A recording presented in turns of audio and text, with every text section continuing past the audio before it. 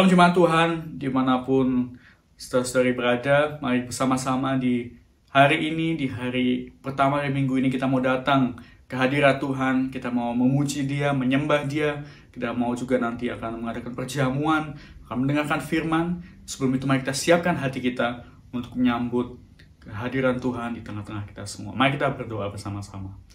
Tuhan Yesus, terima kasih Tuhan untuk kebaikan-Mu dalam hidup kami. Kau kan boleh ada hari ini, itu semua karena kasih karunia-Mu Tuhan.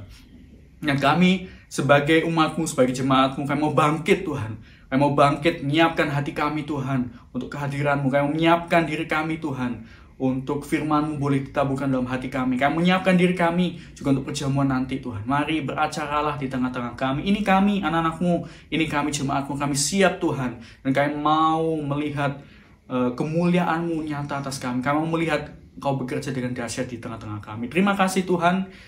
Gerakkan hati kami untuk memuji, menyembah-Mu, untuk mendengarkan firman-Mu, untuk melakukan firman-Mu. Dan biarlah segala kemuliaan hanya bagi nama-Mu. Berkati semua sambungan internet, semua perangkat yang kami pakai, sehingga semua bisa berjalan dengan lancar. Terima kasih Tuhan Yesus. Di dalam nama Yesus, Allah kami yang hidup, kami bersyukur dan berdoa. Haleluya. Amin. Mari jemaat Tuhan, kita mau bangkit bersama-sama. Kita mau mungkin bangkit berdiri di tempat dimanapun kita berada. Kalau mau duduk juga silahkan. Tapi mari kita bersama-sama, kita memuji nama Tuhan. Kita menyembah nama Tuhan. Kita tinggikan nama Tuhan. Karena Dia yang layak menerima segala hormat pujian kita. Haleluya. Mari kita bangkit. Mari kita semua umat pilihan Allah, dengarkan panggilannya untuk menggenapi firman-Nya. Sekaranglah waktunya untuk berdiri bagi bangsa ini. Mari maju umat pemenang. Mari kita semua, mari kita semua umat pilihan Allah, dengarkan panggilannya untuk menggenapi firman-Nya. Sekaranglah waktunya untuk berdiri bagi bangsa ini. Mari maju umat pemenang. Ku kan bangkit, ku kan bangkit, nyatakan kemuliaan-Nya. Ku kan bangkit, nyatakan kebesaran-Nya. Sampai setiap lutut bertelut, semua lidah mengaku Yesus Kristus Dialah Tuhan, Raja segala raja. Dialah Raja. Haleluya. Mari kita beri tepuk tangan juga buat Tuhan. Mari kita bersama-sama, kita mau menyanyikan lagu ini sekali lagi. Mari kita semua, mari kita semua umat pilihan Allah, dengarkan panggilannya untuk menggenapi firman-Nya. Sekaranglah waktunya untuk berdiri bagi bangsa ini. Mari maju umat pemenang. Katakan, bukan bangkit, nyatakan kemuliaan-Nya. Bukan bangkit, nyatakan kebesaran-Nya. Sampai setiap lutut bertelut, semua lidah mengaku Yesus Kristus Dialah Tuhan, Raja segala raja. Dialah. Ku kan bangkit, ku kan bangkit, nyatakan kemuliaan-Nya. Bukan bangkit, nyatakan kebesaran-Nya. Sampai setiap lutut bertelut, semua lidah mengaku Yesus Kristus Dialah Tuhan, Raja segala raja. Dialah. Sekali lagi katakan, bukan bangkit, nyatakan kebesaran-Nya. Bukan bangkit, nyatakan kebesaran-Nya. Sampai setiap lutut bertelut, semua lidah mengaku Yesus Kristus dialah Tuhan, Raja segala raja. Dialah Raja, Dialah Raja, Dialah Raja, Dialah Raja. Haleluya, mari kita beri tepuk tangan buat Tuhan. Haleluya. Mari jemaat Tuhan, kita sudah memuji nama Tuhan. Mari kita mau sekarang kita siapkan hati kita. Kita mau menyembah Dia. Kita mau nyatakan iman kita. Tuhan itu penolong kita, sudah mati buat kita, dan Dia layak terima segala pujian penghormatan kita. Mari kita katakan, Kau Tuhan penolong dalam hidupku. Kau Tuhan penolong dalam hidupku. Ku percaya hanya kepadamu. Kau pegang tanganku dan tuntun langkahku. Yesus, Kau perlindunganku. Kau Tuhan, kekuatan dalam hidupku, penolongku dalam kesesakan. Kau gunung batuku dan pertahananku. Yesus, Kau kemenanganku. Katakan Yesus, Yesus, padamu ku berseru. Kaulah penyelamatku. Terpujilah Kau Tuhanku. Mulutku memuji namamu sepanjang umur hidupku. Terpujilah Kau Tuhanku di atas segalanya. Benar Tuhan, Kaulah penolong kami, Kaulah gunung batu kami. Kami percaya hanya kepadamu Tuhan. Mari kita pujikan sekali lagi. Kau Tuhan penolong dalam hidupku. Ku percaya hanya kepadamu. Kau pegang tanganku dan tuntun langkahku. Yesus, Kau perlindunganku. Kau Tuhan, kekuatan dalam hidupku, penolongku dalam kesesakan. Kau gunung batuku dan pertahananku. Yesus, Kau kemenanganku. Katakan Yesus, Yesus, padamu ku berseru. Kaulah penyelamatku. Terpujilah Kau Tuhanku. Mulutku memuji namamu sepanjang umur hidupku. Terpujilah Kau Tuhanku. Yesus, Yesus, padamu ku berseru. Kaulah penyelamatku. Terpujilah Kau Tuhanku. Mulutku memuji namamu sepanjang umur hidupku. Terpujilah Kau Tuhanku di atas segalanya. Kaulah sumber kuatku. Kaulah kehidupanku. Kaulah pertahananku.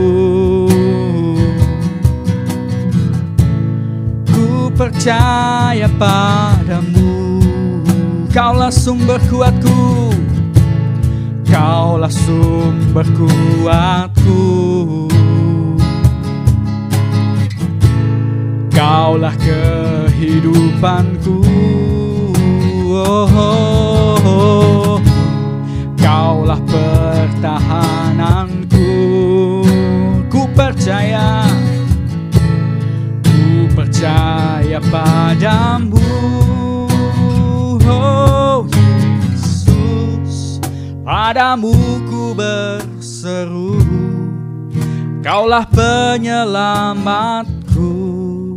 Terpujilah Kau Tuhanku. Mulutku memuji namamu sepanjang umur hidupku. Terpujilah Kau Tuhanku di atas segalanya.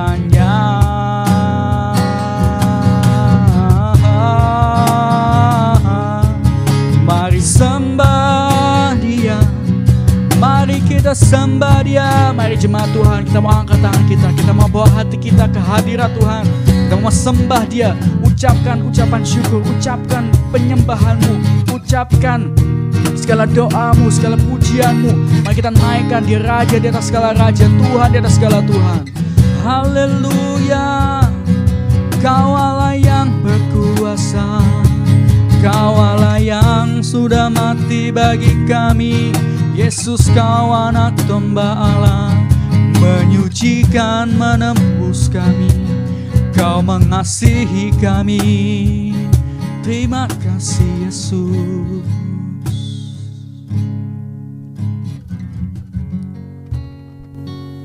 Kepada pembawa firman, saya serah. Shalom Bapak-Bapak, Ibu-Ibu dan Saudara-saudara dikasihi Tuhan.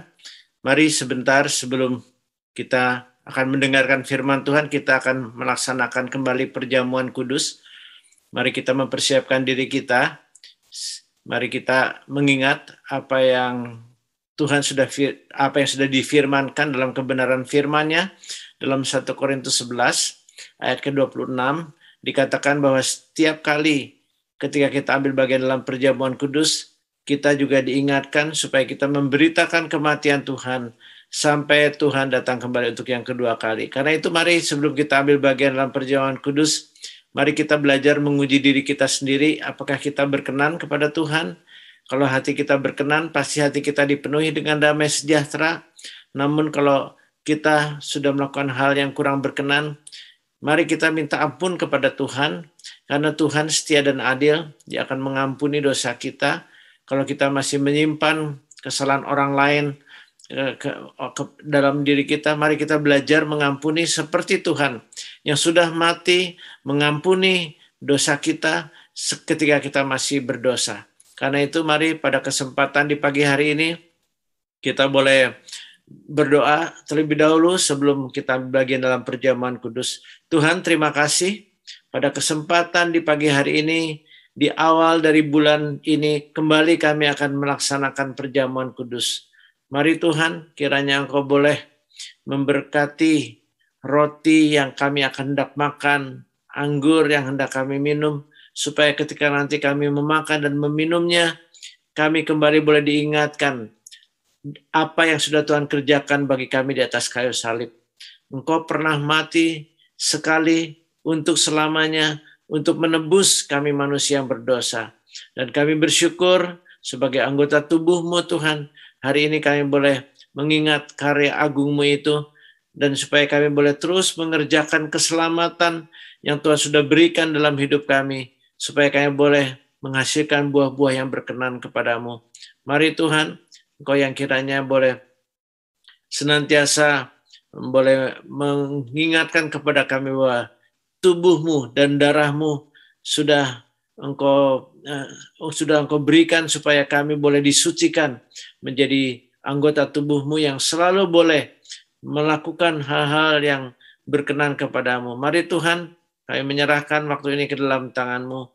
Mari Bapak Ibu Saudara sekalian, kita mau ambil roti dan kita mau mengangkat di tangan kanan kita tinggi-tinggi, sebab apa yang telah kuteruskan kepadamu telah aku terima dari Tuhan, yaitu bahwa Tuhan Yesus pada malam waktu ia diserahkan mengambil roti, dan sudah itu ia mengucap syukur atasnya, ia memecah-mecahkannya dan berkata, inilah tubuhku yang diserahkan bagi kamu, perbuatlah ini menjadi peringatan akan aku.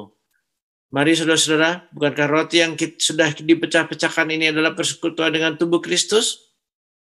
Amin. Mari kita makan bersama dalam nama Tuhan Yesus.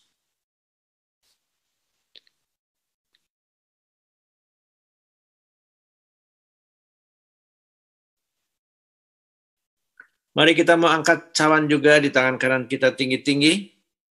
Demikian juga ia mengambil cawan sudah makan lalu berkata, cawan ini adalah perjanjian baru yang dimeteraikan oleh darahku. Perbuatlah ini setiap kali kamu meminumnya menjadi peringatan akan aku. Saudara-saudara, bukankah cawan pengucapan syukur yang atasnya kita ucapkan syukur ini adalah persekutuan dengan darah Kristus? Amin. Mari kita minum bersama dalam nama Tuhan Yesus.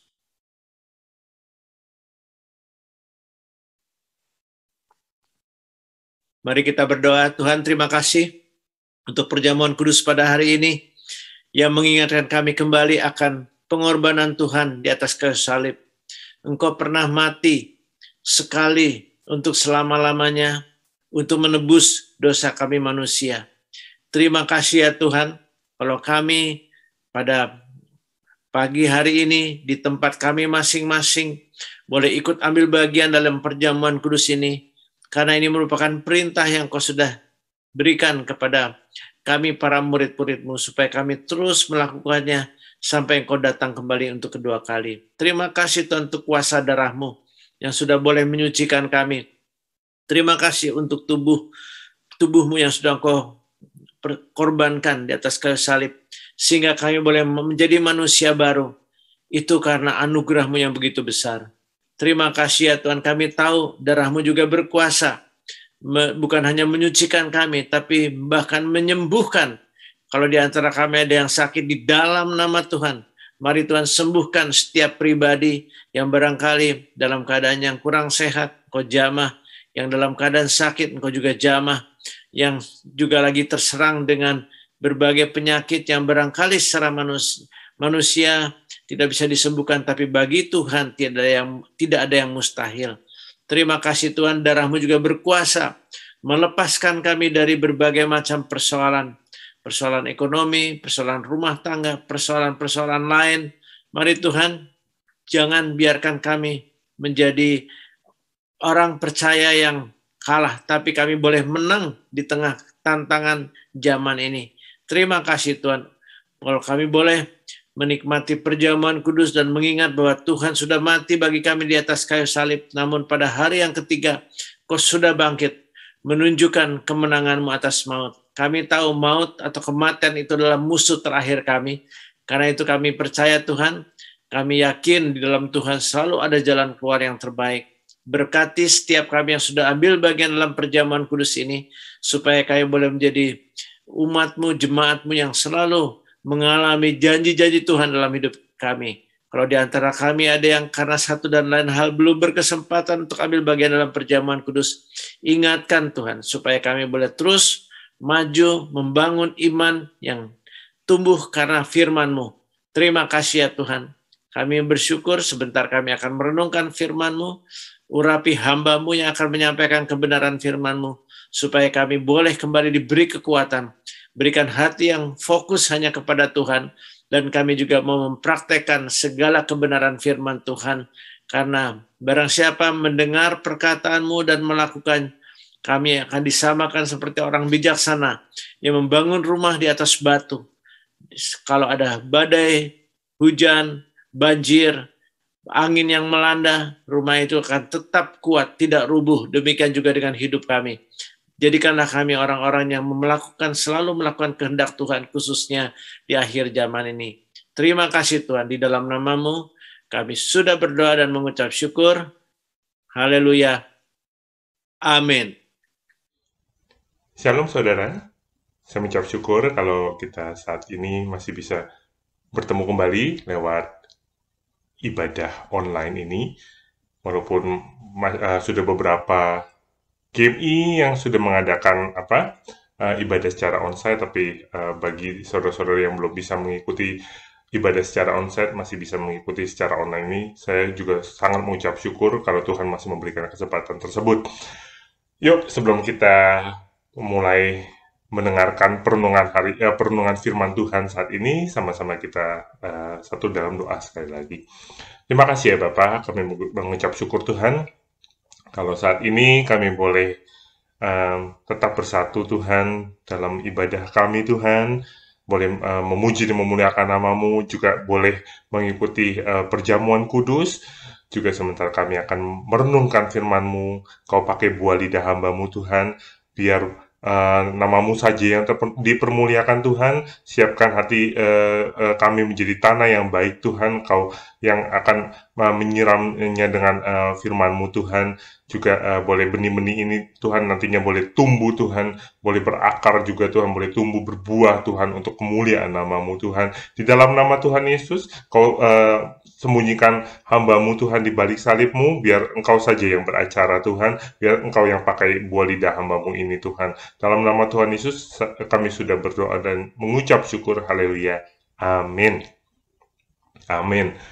Shalom, sekali lagi saudara, saya mengucap syukur kalau saya juga diberikan sekali lagi kesempatan ini untuk sama-sama membagikan firman Tuhan. Kita sama-sama mau sharing, kita sama-sama mau belajar ya. Bulan ini dan bulan Oktober, bulan September dan Oktober, kita mempunyai tema yang diberikan oleh gembala kita, yaitu siap sedia dan makin teguh untuk menjadi pelayan Tuhan yang bertanggung jawab.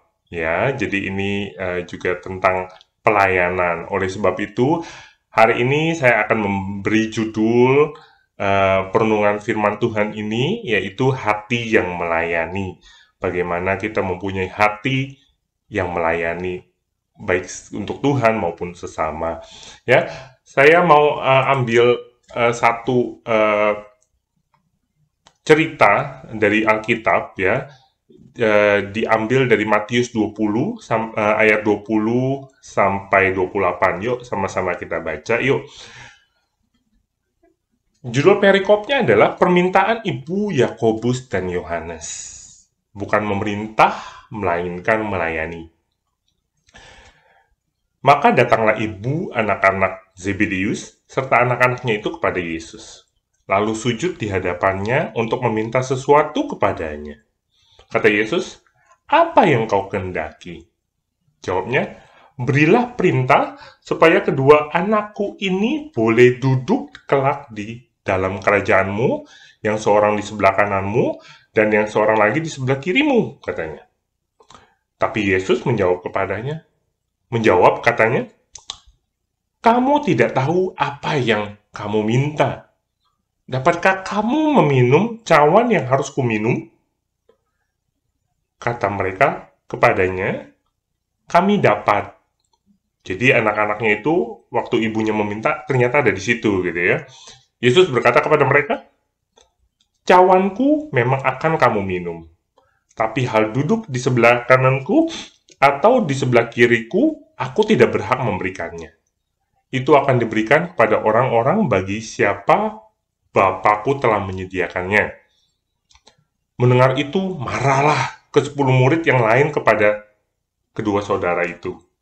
Tapi Yesus memanggil mereka lalu berkata, "Kamu tahu bahwa pemerintah-pemerintah bangsa-bangsa memerintah rakyatnya dengan tangan besi, dan pembesar-pembesar menjalankan kuasanya dengan keras atas mereka. Tidaklah demikian di antara kamu. Barang siapa ingin menjadi besar di antara kamu, hendaklah ia menjadi pelayanmu. Dan barang siapa ingin menjadi terkemuka di antara kamu, hendaklah ia menjadi hambamu. Sama seperti anak manusia datang bukan untuk dilayani, melainkan untuk melayani, dan untuk memberikan nyawanya menjadi tebusan bagi banyak orang." Amin. Luar biasa ini cerita ya. Kalau kita lihat menjadi ceritanya itu ya pengen menjadi terkemuka itu ya. Jadi Yakobus dan Yohanes ya ingin menjadi kalau bisa yang terkemuka, yang paling hebat gitu ya. Ternyata Tuhan Yesus mengajarkan sebaliknya gitu ya. Saudara, saya pernah membaca sebuah biografi tentang seorang wanita. Mungkin sebagian dari saudara yang sudah pernah membaca juga, wah, ini suatu cerita yang luar biasa. Tapi kalau saudara yang belum, mungkin saudara bisa mencari tahu juga lebih lagi. Jadi ada seorang wanita bernama Marion Mayer, ya, Marion Mill terkenalnya. Jadi dalam banyak hal ini beliau ini mengalami atau menjalani kehidupan seperti di dongeng, saudara. Ya, dia lahir di istana kerajaan di Hungaria. Wah, luar biasa. Orang kaya, orang ya apa namanya? Ya lahir di istana ya kan. Jadi dia ini sudah dari lahirnya itu sudah enak gitu ya. Mungkin sendok pertamanya dia adalah Mas Murni gitu ya. Waktu dikasih makan, nyuapin makanan, wah, Mas Murni mungkin ya. Dan dia dikirim di sekolah terbaik ya. Jelas punya uang ya kan. Anggota istana kerajaan pasti diberikan yang terbaik ya kan. Kita aja yang mungkin bukan anggota kerajaan, kita akan mencoba yang terbaik untuk anak-anak kita ya kan, atau kita sendiri mau mencari sekolah yang terbaik, apalagi ini anggota istana kerajaan ya. Untuk kuliah dia dikirim ke sekolah paling bergengsi, wah, di universitas paling bergengsi di Wina, Austria. Waktu dia kuliah, dia bertemu dan jatuh cinta dengan seorang mahasiswa kedokteran, saudara. Namanya Otto, ya. Dan kehidupan dongeng berlanjut. Otto dan Marion ini menikah dan kemudian bermigrasi ke Amerika, ya, Amerika Serikat untuk tinggal di Hollywood, ya, Hollywood. Dan di Hollywood ini dia mengejar mimpinya untuk menjadi seorang aktris, ya. Ya jelas di Hollywood, wah, apa namanya, industri perfilman, ya kan. Terus Otto juga sangat tertarik. Ternyata suaminya saat itu sangat tertarik pada film, sehingga ia melepaskan praktek medisnya, dia kan dokter, dia kan melepas dan menjadi sutradara film. Wah, bahkan dia menjadi lebih terkenal daripada istrinya kalau saudara baca lebih lanjut, ya. Dan saudara, ini Otto ini ternyata adalah Otto Preminger, ini sutradara terkenal, ya. Mungkin bagi saudara yang zaman-zaman sekarang, siapa sih Otto Preminger? Nanti saudara bisa Google, ya kan. Marion juga menjadi terkenal dengan caranya sendiri, ya. Cantik, pinter, ya. Pesonanya juga, wah, inner beauty-nya. Dia sangat terkenal, saudara. Menjadi terkenal dengan caranya sendiri, baik di New York, Hollywood, dan di Eropa. Tapi ternyata Marion tidak bisa mengikuti kehidupan Hollywood yang begitu luar biasa cepatnya, ya.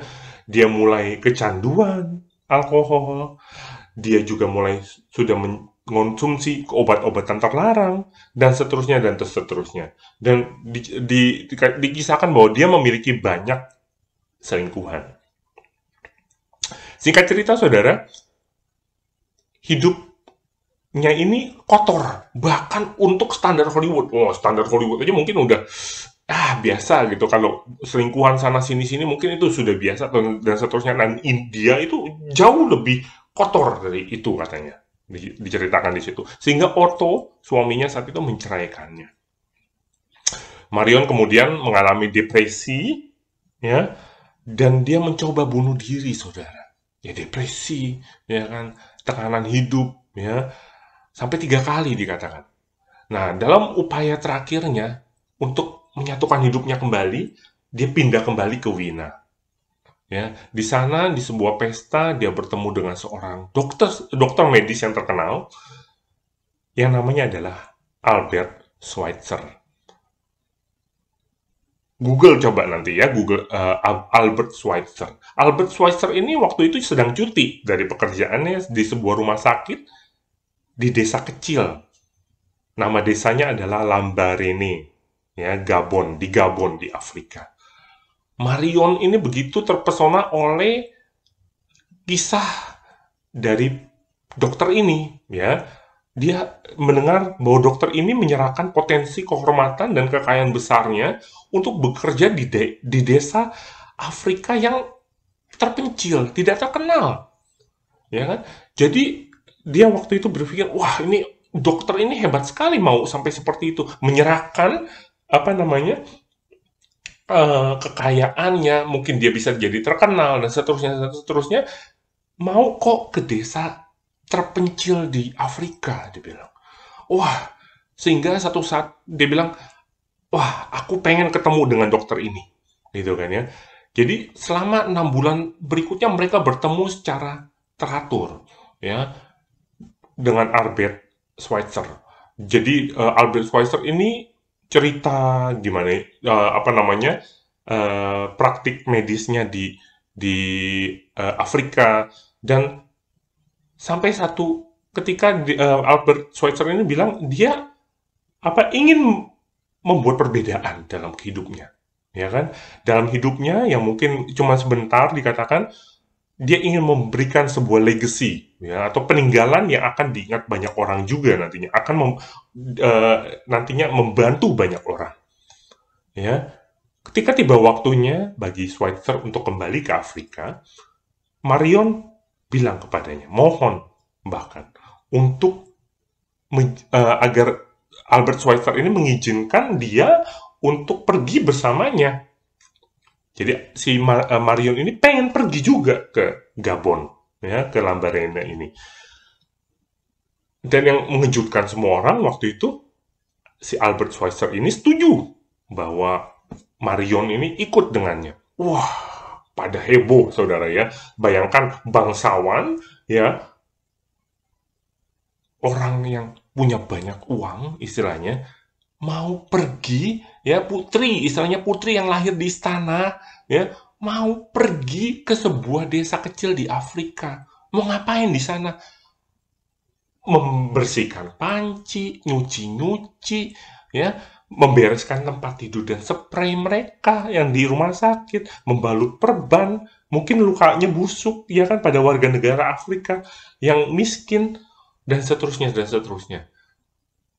Pada heboh. Tapi nggak apa-apa, dia tetap mau pergi katanya. Oke, dan akhirnya Marion ternyata menulis sebuah buku. Bukunya saya sendiri belum baca ya. Tapi kalau saudara punya kesempatan membaca buku autobiografinya, dia yang diberi judul All I Want Is Everything, gitu loh. All I Want Is Everything. Yang saya inginkan adalah semuanya. Kalau terjemahan bebas bahasa Indonesianya ya. Ketika dia meninggal, ya, majalah Time di Amerika mengutip kata-kata ini dari buku itu. Albert Schweitzer mengatakan ada 2 jenis orang. Ada yang membantu dan ada yang tidak. Saya bersyukur kepada Tuhan, saya ini maksudnya Marion, bersyukur kepada Tuhan bahwa Albert Schweitzer mengizinkan saya untuk menjadi penolong. Dan dalam membantu, aku menemukan semuanya. Dikatakan, dalam membantu, aku menemukan semuanya. All I Want Is Everything, ternyata if everything itu ditemukan ketika dia membantu orang, saudara. Membantu orang. Ini suatu cerita yang saya sangat tersentuh, ya. Ternyata seorang yang begitu mempunyai uang, mau melayani orang kecil. Ya, mungkin di desa Lambaréné itu nggak ada yang kenal siapa Marion ini. Ya, nggak ada yang kenal. Saudara kalau baca mungkin di Google juga, di Albert Schweitzer Hospital itu masih ada sampai saat ini, saudara. Itu legacy yang ditinggalkan, ya. Dan Marion Mill membantu dia waktu itu juga, ya. Jadi beliau atau Marion Mill ini sudah menjadi contoh dari apa yang diajarkan Tuhan Yesus di Kisah Para Rasul 20 ayat 35, saudara. Saya bacakan ya. Dalam segala sesuatu telah kuberikan contoh kepada kamu, bahwa dengan bekerja demikian kita harus membantu orang-orang yang lemah dan harus mengingat perkataan Tuhan Yesus, sebab ia sendiri telah mengatakan, adalah lebih berbahagia memberi daripada menerima. Dikatakan tadi juga ada dua jenis orang, penolong dan bukan penolong. Ya, saudara, kalau kita balik lagi di kisah yang tadi anak Zebedius, ya, permintaan ibu Yakobus dan Yohanes dari Matius 20 ayat 28 yang tadi kita sudah baca sama-sama. Sebenarnya Tuhan Yesus atau Allah Bapa telah merencanakan agar para pengikutnya itu menjadi penolong. Alkitab juga mengatakan bahwa kita dipanggil dan diperintahkan untuk menjadi seorang hamba. Faktanya, Tuhan menciptakan kita sedemikian rupa sehingga kita tidak akan menemukan pemenuhan tertinggi kita sampai kita melayani orang lain. Tadi kita sudah baca. Ya. Ada sebuah artikel di majalah Psychology Today, saudara. Ya, dikatakan ada dampak kuat dari melayani terhadap kesehatan mental dan emosional kita.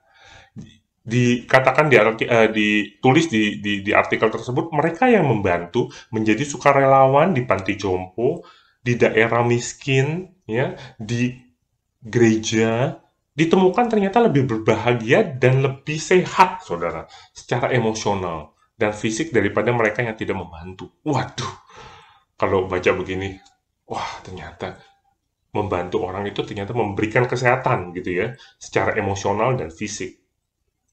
Jadi saudara, yuk kita sama-sama belajar, ternyata Tuhan menciptakan Anda dan saya sedemikian rupa sehingga kita melayani orang lain, gitu loh. Untuk apa? Untuk mengalami namanya kebahagiaan. Ya, ada satu cerita sangat-sangat simpel, saudara, dari kehidupan pekerjaan saya juga. Pada satu saat saya membantu namanya MTRA, ya. Jadi orang-orang yang membantu pasien untuk disinar gitu kan, namanya MTRA. Itu saya membantu saat itu karena saya harus kalau setiap penyinaran pertama, saya sebagai fisika dan dokter juga harus ada di situ untuk ngecek semuanya apakah benar sesuai dengan planning. Jadi waktu itu saya mengangkat pasien, saudara. Karena saya di situ, saya pikir ya saya bantuin angkat pasien gitu ya.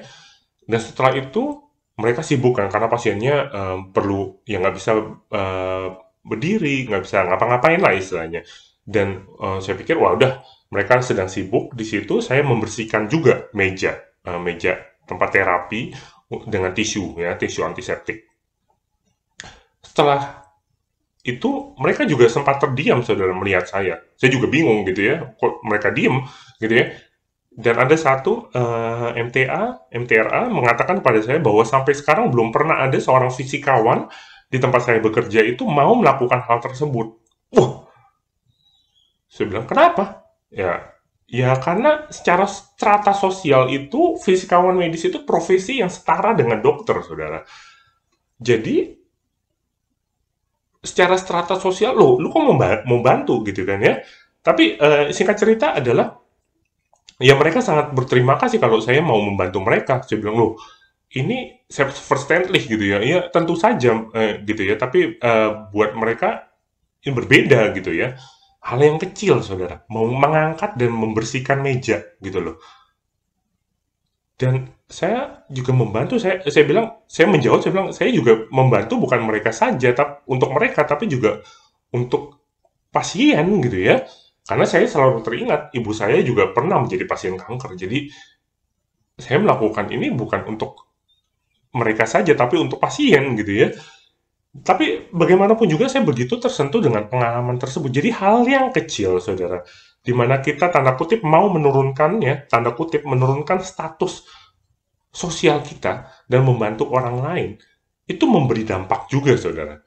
Ya, bukan hanya kepada mereka, tetapi kepada diri kita juga sendiri, ya.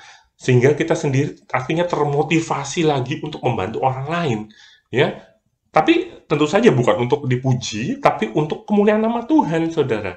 Ya, ada dampak selanjutnya. juga. Ketika saya berbicara, kalau saya percaya kepada Tuhan di lain kesempatan, dan ada beberapa kesempatan memberikan sedikit kesaksian kecil ya istilahnya, minimal mereka mau mendengar, saudara. Tidak ada penolakan langsung gitu ya. Jadi saya pikir, wah, Tuhan pakai hal yang kecil ternyata untuk saya bisa masuk untuk penginjilan gitu loh, walaupun hal kesaksian kecil gitu kan istilahnya. Jadi Tuhan merancang kita tuh untuk melayani, saudara. Namun kadang-kadang kita seperti para murid yang tadi dikatakan di Matius tadi, mengalami kesulitan untuk mendapatkan pesan bahwa ini adalah panggilan Tuhan untuk hidup kita. Ya. Yesus meluangkan waktu seperti yang dijelaskan oleh perikop ini yang tadi sudah kita baca untuk mendidik para murid tentang bagaimana mempunyai hati yang melayani. Yuk, kita sama-sama pergi tanda kutip ke sekolah bersama mereka saat ini dan mempelajari beberapa hal yang harus kita sadari jika kita ingin memenuhi bagian dari tujuan Tuhan untuk hidup kita. Ya, jadi sama-sama kita belajar saat ini untuk bagaimana sih memiliki hati yang melayani. Ada 3 poin saja yang saya mau bagikan, cukup singkat, saudara. Yang pertama adalah periksa motif.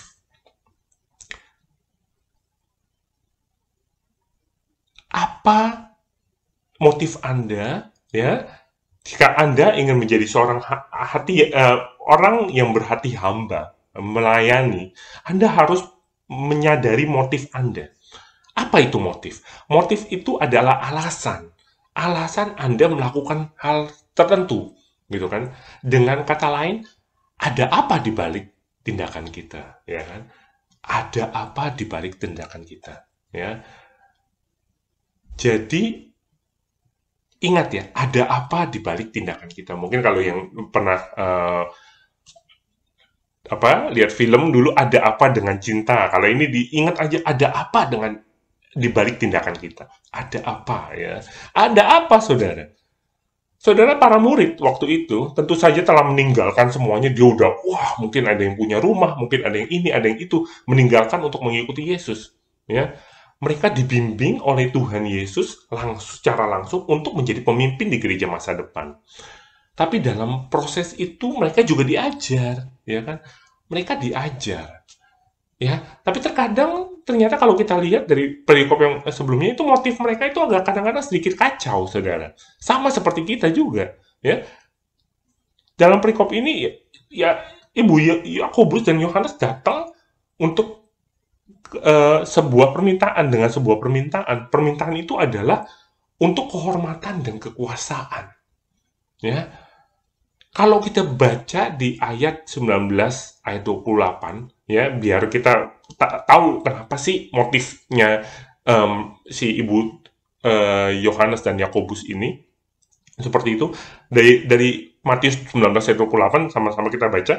Aku berkata kepadamu, ya, Yesus berkata kata Yesus kepada mereka, aku berkata kepadamu sesungguhnya pada waktu penciptaan kembali apabila Anak Manusia bersemayam di tahta kemuliaannya, kamu yang telah mengikut aku akan duduk juga di atas 12 tahta untuk menghakimi ke-12 suku Israel. Jadi ada latar belakangnya, saudara.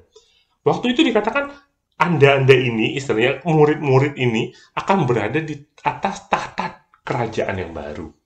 Jadi dia berbicara tentang kehormatan, kekuasaan dalam konteks itu. Dalam konteks di pasal 19. Mungkin setelah itu, ibu ini dan kedua anaknya mendiskusikan ajaran itu.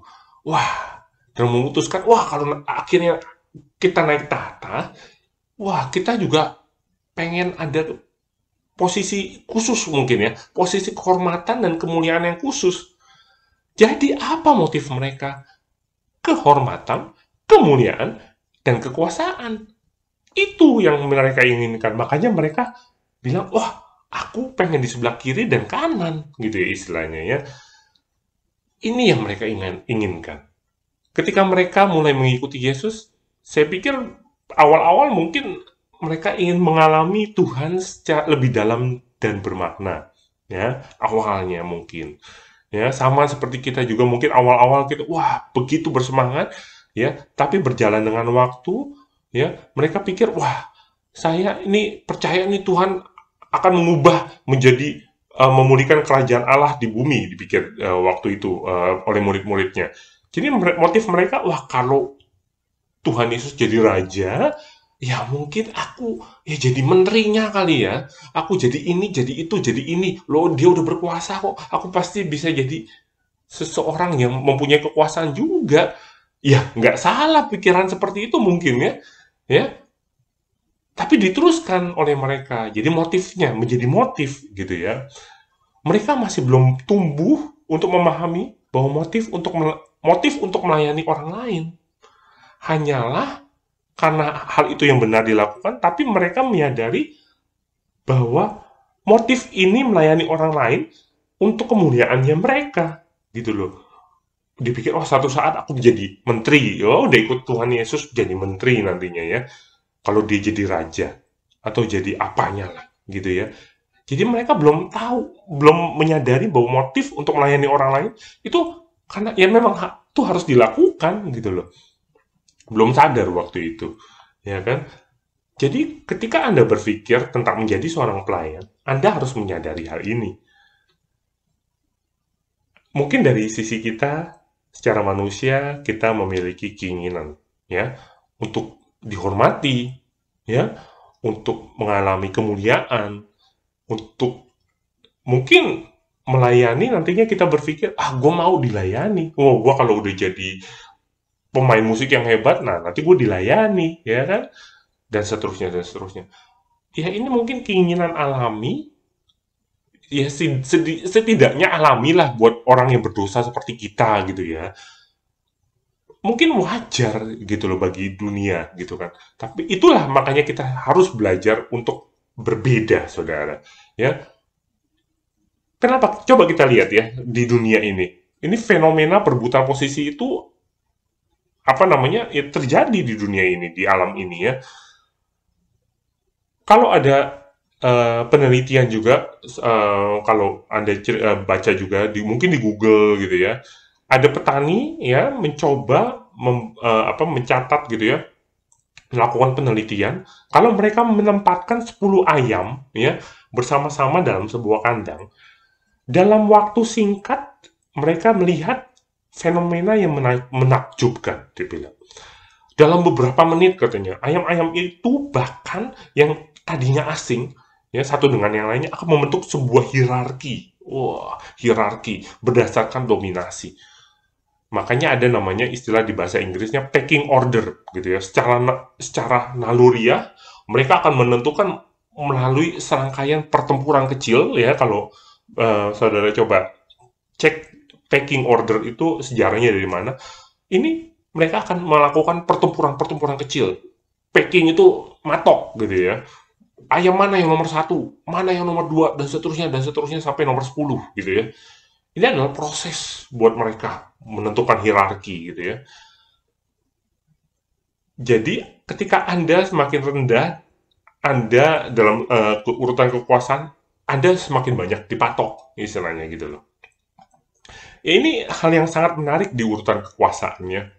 Dan pecking order ini ada di hampir di seluruh lapisan masyarakat dan lapisan dalam kehidupan kita. Coba kalau misalkan pengusaha walaupun nggak kenal duduk sama-sama di sebuah ruangan, ketika mereka mulai ada pembicaraan, mereka mulai cerita, wah siapa yang paling hebat, siapa yang paling efektif, siapa yang perusahaannya labanya paling besar, dan seterusnya, dan seterusnya. Ini cukup menarik, saudara ya. Sadar nggak sadar? Ini nggak jauh beda juga dalam pemimpin gereja, saudara. Kalau pemimpin gereja dipertemukan, mereka akan bilang, coba ketemu satu dengan yang lain, mereka akan, walaupun nggak kenal, mereka akan bilang, wah, berapa besar gereja Anda? Berapa besar anggarannya? Ruangannya seperti apa, dan seterusnya, dan seterusnya, dan seterusnya. Wah, saya sendiri pernah dalam satu retret mendengar, wah ini kalau game yang Nunbek kok kecil sekali ya, wah ini itu dan ini itu. Wah, saya sedih sekali mendengar itu gitu ya. Tapi ya nggak apa-apa, sama-sama belajar, sama-sama melayani gitu ya, nggak apa-apa gitu ya. Jadi dunia kekristenan juga ada seperti ini, saudara. Tapi apakah kita melayani untuk seperti itu, saudara? Untuk menunjukkan bahwa kita yang paling hebat. Namanya pelayan, saudara. Ya, apakah ketika kita melayani, kita ingin dikenal sebagai song leader yang paling hebat? Apakah singer yang dikatakan, wah, singer paling bagus suaranya, pemain musik yang paling hebat main musik, alat musiknya, dan seterusnya, dan seterusnya. Apakah itu motif saudara? Apakah kita mau melayani Tuhan di tempat di mana orang tidak melihat? Contohnya, membereskan kursi sebelum ibadah dimulai dan membereskan kursi kembali setelah ibadah selesai, di mana orang belum datang dan sudah pulang. Misalnya seperti itu. Apakah mau saudara seperti itu? Saya sendiri pernah satu ketika melihat gembala kita setelah selesai, ya orang-orang sudah pada pulang. Loh, saya juga hampir pulang gitu ya. Saya melihat masih Pak Gembala itu mencoba merapihkan, walaupun sudah rapih, tapi masih merapihkan, ya, karena sudah dipakai, buat yang berikutnya bisa memakainya kembali. Kan satu contoh, saudara, satu contoh. Apakah kita mau seperti itu? Gitu ya. Jadi bukan cuma di depan mimbar, apakah kita mau di belakang mimbar yang tidak dilihat sama orang, kita mau melayani. Ya, ini adalah motif ya, yang harus kita pelajari juga sama-sama, kita periksa gitu ya. Apakah kita benar-benar ingin membuat perbedaan dan kontribusi positif bagi orang lain karena kasih Anda kepada Kristus? Kalau iya, itu motif yang benar, saudara. Memberikan perbedaan. Ya? Yang kedua, saudara, yang tadi motifnya apa? Yang kedua, model. Siapa model kita? Kunci kedua untuk meningkatkan pelayanan Anda adalah dengan melihat model. Ya, model kita itu siapa? Ya, kita lihat di yang tadi dikatakan di Matius 20, ya. Dan Yesus juga memanggil murid-muridnya untuk memberikan mereka sebuah prinsip, saudara. Ya, di dunia ini yang dianggap penting adalah otoritas, kekuasaan, kemuliaan, kehormatan. Ya, lewat uang, lewat dan yang lainnya itu kan memberikan kita kekuasaan, otoritas. Ya, dalam sistem dunia ini kita berusaha mengeluarkan energi kita supaya kita mencapai puncak karir, ya, puncak kesuksesan kita, ya kan? Kita berusaha sekali. Ya nggak salah, saudara. Tetapi, ya, para pengikut Yesus dikatakan juga harus mempunyai nilai yang berbeda yang harus ditetapkan. Kita harus menjadi orang yang mau melayani. Dikatakan tadi di ayat 26, Matius 20, 26, tidaklah demikian di antara kamu. Barang siapa ingin menjadi besar di antara kamu, hendaklah ia menjadi pelayanmu. Kata yang menarik bukan, saudara? Pelayan. Kalau ada dalam beberapa terjemahan bahasa Inggris itu menjadi slave, budak, saudara. Ya, jadi budak itu tidak mempunyai hak, saudara. Tidak mempunyai hak, apalagi kehormatan. Seluruh tujuan hidupnya itu untuk melayani tuannya. Dengan kata lain, tujuan kita itu melayani Tuhan Yesus. Seluruh keberadaan kita itu harus diarahkan kepada pekerjaan Kristus, saudara. Misi utama kita melayani orang bukan dikagumi oleh mereka. Ya. Terus modelnya siapa? Ya Tuhan Yesus sendiri. Tuhan Yesus sudah menunjukkan dirinya sebagai model. Ya, di ayat 28 yang tadi kita baca. Sama seperti anak manusia, datang bukan untuk dilayani, tetapi melainkan untuk melayani dan untuk memberikan nyawanya menjadi tebusan bagi banyak orang. Ya, apakah Anda ingin tahu seperti apa pelayanan itu? Ya, lihat saja kehidupan Tuhan Yesus.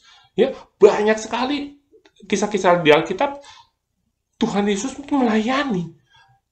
Salah satu contoh di Yohanes 13. Ya. Ada sebuah kisah, maksudnya mereka ingin makan, ya kan? Semua murid pengen makan, tapi siapa yang basuh kaki ini? Siapa yang basuh kaki aku? Aku nggak mau basuh kaki dia, segala macam.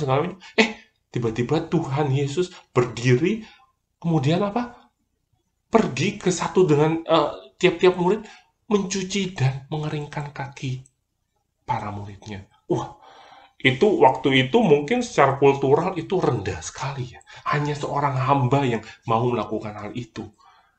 Ya. Kalau saudara baca di 13 di Yohanes 13 ya, ayat 13 dan 17, saya baca yang ayat 14 saja ya. Jadi jikalau aku membasuh kakimu, aku yang adalah Tuhan dan gurumu, maka kamu pun wajib saling membasuh kakimu. Yang 15, sebab aku telah memberikan suatu teladan kepada kamu supaya kamu juga berbuat sama seperti yang telah kuberbuat kepadamu. Kalau dibaca seterusnya 16 dan 17 dikatakan juga kalau hamba itu tidak lebih tinggi, saudara, daripada tuannya. Jadi hamba, Tuhan Yesus itu kan Tuhan kita. Kalau Tuhan Yesus saja mau seperti itu, ya kita kan nggak lebih tinggi dari Tuhan kita. Itu Tuhan Yesus. Baiklah kita melakukan ini. Dan ayat 17 juga cukup menarik. Maka berbahagialah kamu jika kamu melakukannya. Tadi seperti di Psychology Today, ya, dikatakan mereka lebih berbahagia. Ya. Jadi ayat-ayat tersebut sangat-sangat memberikan motivasi yang baik gitu loh. Kita bagaimana modelnya itu Tuhan Yesus, bagaimana kita mengikuti model kita, yaitu Tuhan Yesus. Ya. Luar biasa saudara, Tuhan Yesus adalah model bagi kita semua untuk mempunyai hati seorang hamba yang melayani. Ya. Hati yang melayani. Jadi, periksa motif Anda dan lihat siapa model Anda. Ya. Sekali lagi, motif dan model. Motif Anda seperti apa untuk melayani dan modelnya kita tuh siapa. Kalau kita modelnya Tuhan Yesus sudah memberikan contoh yang luar biasa, saudara. Ya. Yang ketiga, saudara, dalam melayani kita juga akan mengharapkan, kita harus siap dengan adanya kesulitan dan kesengsaraan. Karena namanya melayani, ya seorang hamba kan melayani kadang-kadang nggak semuanya sesuai sama keinginannya. Jadi ada kesulitan dan kesengsaraan. Ya, seorang hamba mungkin pagi-pagi jam subuh-subuh harus bangun, ya harus menyiapkan semuanya untuk tuannya. Mungkin dia masih mau tidur, ya kan, dan seterusnya. Jadi ada kesulitan dan kesengsaraan. Jadi motifnya itu apa lagi, ya kan? Periksa kembali lagi yang nomor satu, motifnya kita itu melayani itu untuk apa? Ya, tadi juga dikatakan Ibu Yakobus dan Yohanes mengungkapkan keinginannya untuk anak-anaknya, dan Yesus berkata kepadanya, kamu tidak tahu apa yang kamu minta. Bisakah kamu minum cawan yang akan aku minum? Cawan ini memang berat sekali ya. Cawan yang akan diminum itu adalah kematiannya di kayu salib, saudara. Dia bahkan berdoa, ya, Tuhan, jika memungkinkan gitu ya, biarkan cawan ini berlalu daripadaku. Berat gitu loh. Ya, namun demikian bukan kehendakku tetapi kehendakmu. Itu hati seorang hamba. Ya. Hati seorang hamba, walaupun dia tahu itu sulit, sengsara, tapi dia tetap melakukannya. Ya. Jadi saudara harus siap juga untuk mengalami kesulitan dan kesengsaraan. Ya. Dibutuhkan sesuatu yang untuk menjadi taat bahkan sampai mati dikatakan. Jadi ketika kita melayani orang, jangan pernah berharap bahwa semuanya ini akan nikmat. Namanya melayani kok. Ya, mungkin ketika melayani seseorang, mungkin kelihatannya dia bertobat, tapi akhirnya mana memanfaatkan kita, minjem uang kita lah, akhirnya kabur lah, dan seterusnya. Banyak cerita di Indonesia juga dari teman-teman saya seperti itu. Udah kelihatannya wah hebat, bertobat, minjem uang, oh ya dibantu, akhirnya kabur. Ya. Nah, Kristus ini tidak melayani hanya untuk mendapatkan respon positif, saudara. Dia dimaki, dicerca, bahkan mati di kayu salib, tapi dia tetap setia melakukan pekerjaannya, kehendak Bapaknya sampai mati. Ya, melayani hanya jika tanggapannya positif itu bukanlah tindakan yang diajarkan Kristus, saudara. Karena kita tahu, kita tidak dapat mengontrol apa yang dilakukan orang lain dengan pelayanan kita. rasa syukur atau pertumbuhan orang lain ini tidak boleh menjadi motivasi kita. Jika itu menjadi motivasi kita, ya, maksudnya, wah, orang lain bertumbuh baru kita mau melayani. Kalau orang lain tidak bertumbuh, aduh, aku nggak mau melayani. Nah, ini jangan sampai seperti itu, saudara.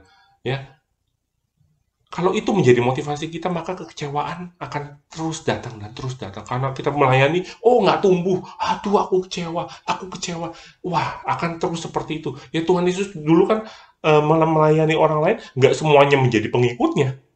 Tapi dia tetap melayani. Semua yang disembuhkan belum tentu semuanya akan menjadi yang dikhotbahkan, dilayani, disembuhkan, belum tentu semuanya akan terus menjadi pengikut Kristus. Kan nggak seperti itu, ya.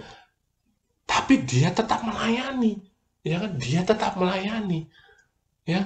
Kadang-kadang kita juga seperti itu. Yang pengen kita harapkan ternyata sebaliknya, gitu ya. Tidak sesuai yang kita harapkan.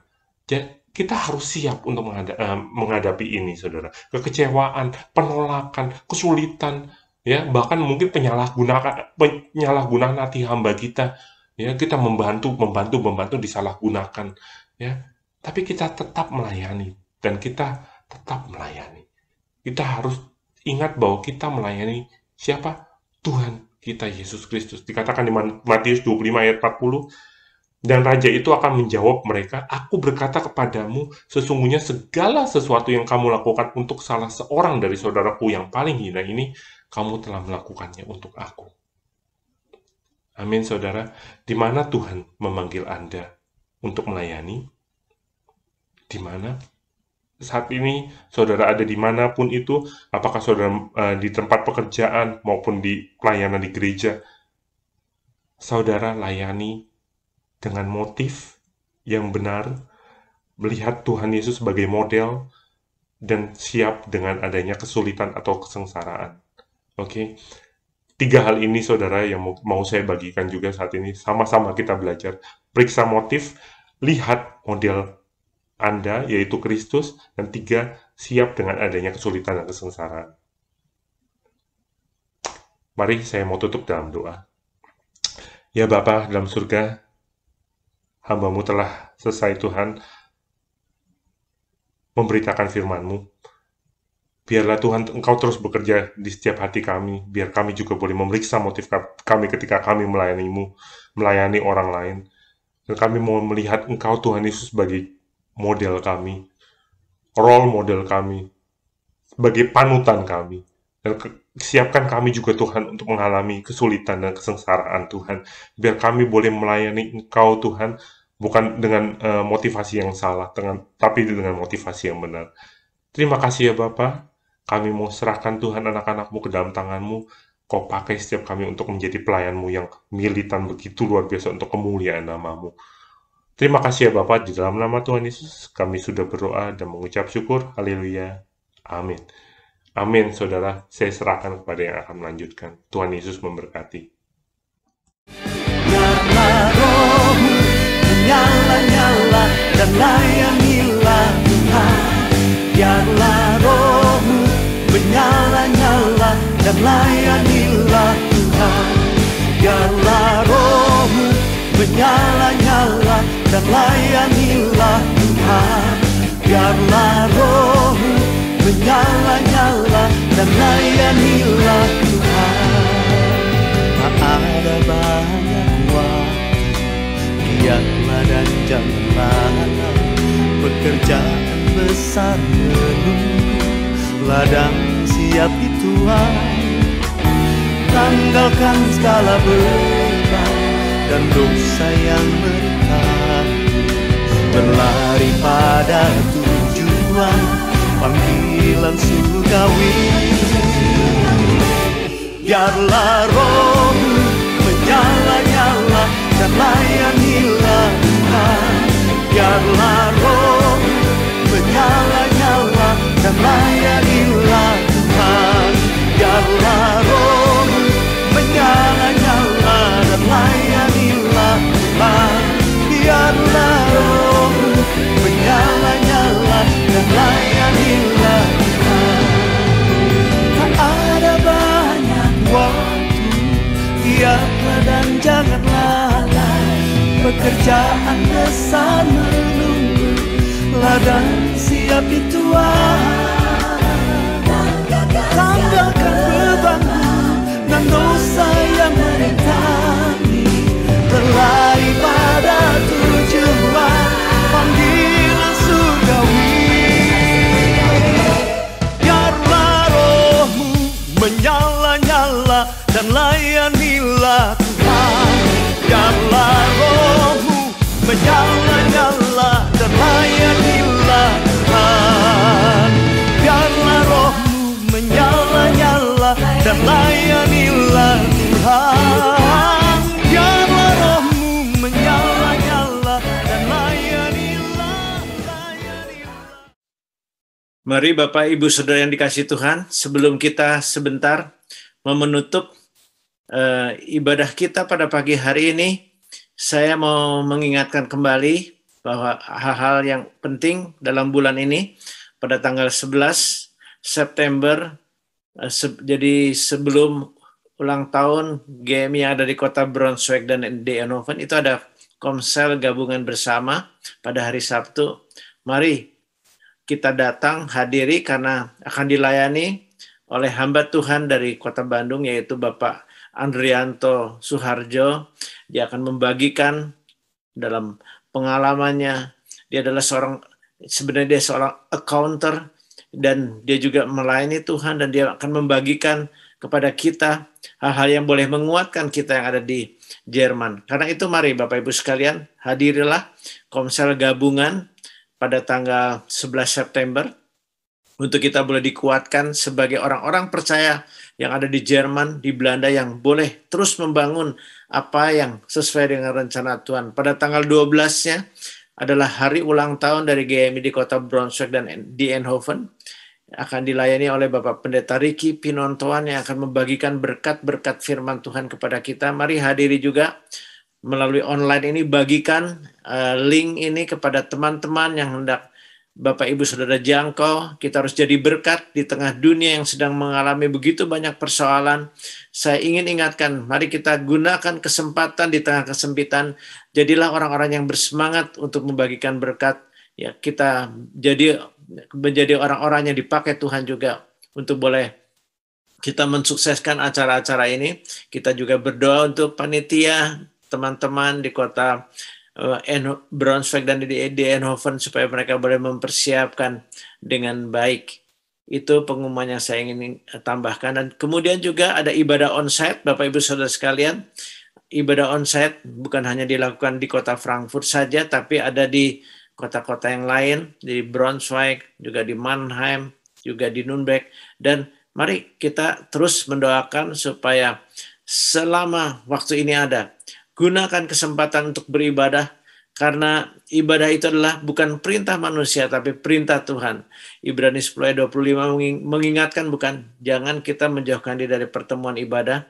Ibadah melalui online ini adalah sebagai jembatan, namun kalau ada kesempatan untuk beribadah secara onsite, kalau Bapak Ibu sudah divaksin, dan Bapak Ibu bisa dalam keadaan sehat, silakan hadiri, mari kita melakukan dengan penuh sukacita, khususnya di minggu pertama ini ada perjamuan kudus. Karena itu mari kita juga mengingatkan saudara-saudara kita supaya kita boleh setia dalam beribadah. Mari kita menutup ibadah kita pada pagi hari ini. Tuhan, terima kasih. Di akhir ibadah ini kami sekali lagi mengucap syukur kepada Tuhan kalau kami kembali boleh memuji menyembah Tuhan dalam kesempatan yang singkat ini. Kami bersyukur hanya Tuhan saja yang layak dipuji dan disembah oleh kami anak-anak Tuhan. Engkau sedang mencari penyembah-penyembah benar. Walaupun kami ada di tempat kami masing-masing, berikan kami hati yang selalu rindu untuk memuji menyembah Tuhan di dalam roh dan kebenaran.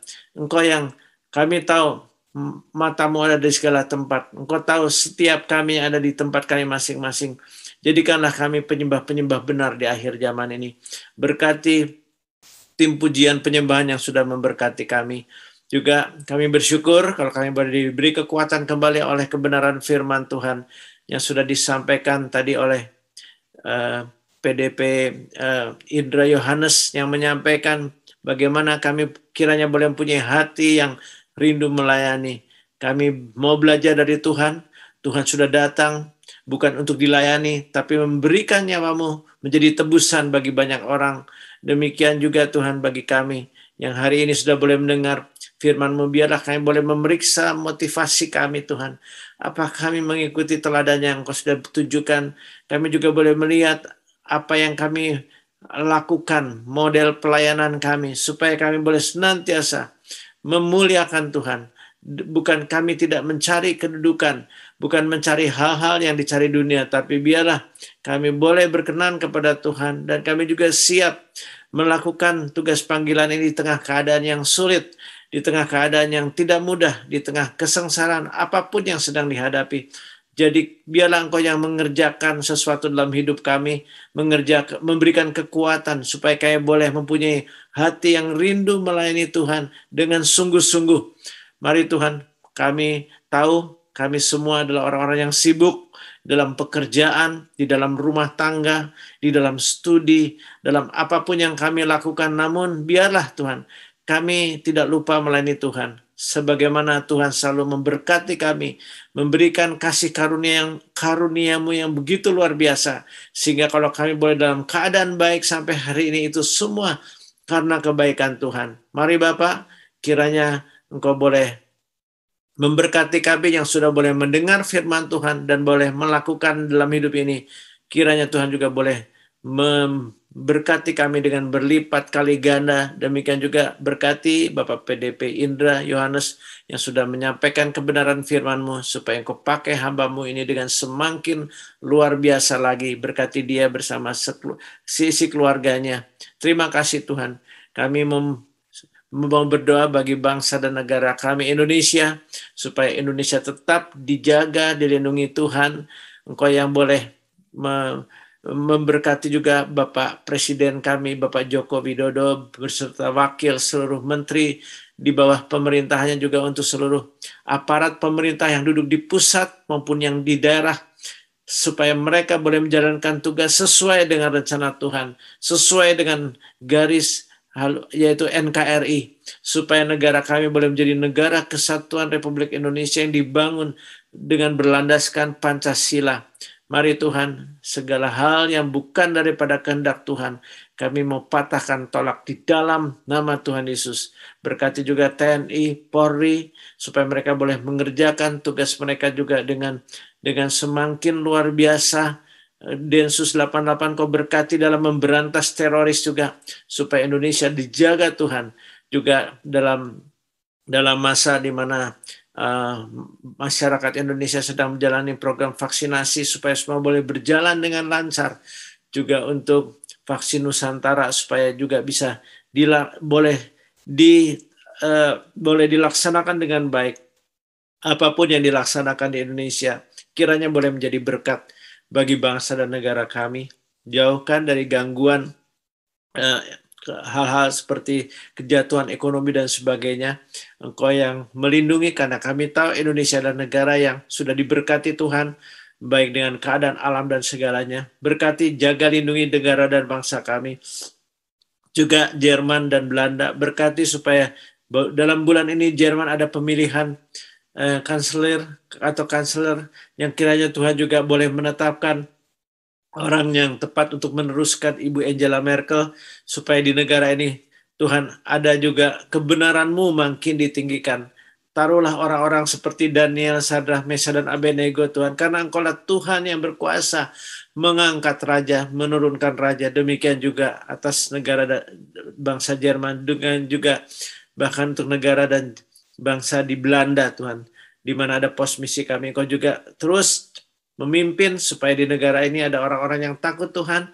Di Jerman, di Belanda ada orang-orang yang Kau tempatkan di pemerintahan, supaya negara di mana kami berada boleh menjadi negara yang tidak dimurkai Tuhan. Kami tahu Tuhan pandemi ini masih ada di seluruh dunia. Engkau jaga, lindungi, Engkau bungkus kami dengan kuasa darah-Mu, supaya kami boleh senantiasa menjalankan tugas kami setiap hari dengan penjagaan, perlindungan yang daripada-Mu. Sepanjang minggu ini kami mau serahkan ke dalam pimpinan-Mu, kembali akan melakukan tugas sehari-hari dalam pekerjaan, dalam studi. apapun yang kami lakukan, biar Engkau boleh memberkati, baik yang sudah berkati para keluarga, berkati juga setiap generasi muda atau pribadi-pribadi, supaya mereka juga boleh bangkit menjadi berkat di tengah keadaan zaman sekarang ini. Terima kasih ya Tuhan. Kami mengucap syukur untuk semuanya. Kami mau menutup dan meninggalkan online ini juga dengan berkat Tuhan. Mari Bapak Ibu Saudara sekalian, kita boleh mengarahkan hati kita dan mengedahkan tangan kita untuk menerima berkat Tuhan. Tuhan memberkati dan melindungi engkau. Tuhan menyinari engkau dengan wajahnya dan memberikan kasih karunia. Tuhan menghadapkan wajahnya kepada engkau dan memberikan kepada engkau damai sejahtera. Karena kasih karunialah Bapa, damai sejahtera yang daripada Tuhan kita Yesus Kristus, persekutuan dalam Roh Kudus menyertai engkau mulai dari sajam ini sampai Maranatha, yaitu Tuhan Yesus Kristus datang kembali untuk yang kedua kali. Haleluya. Amin.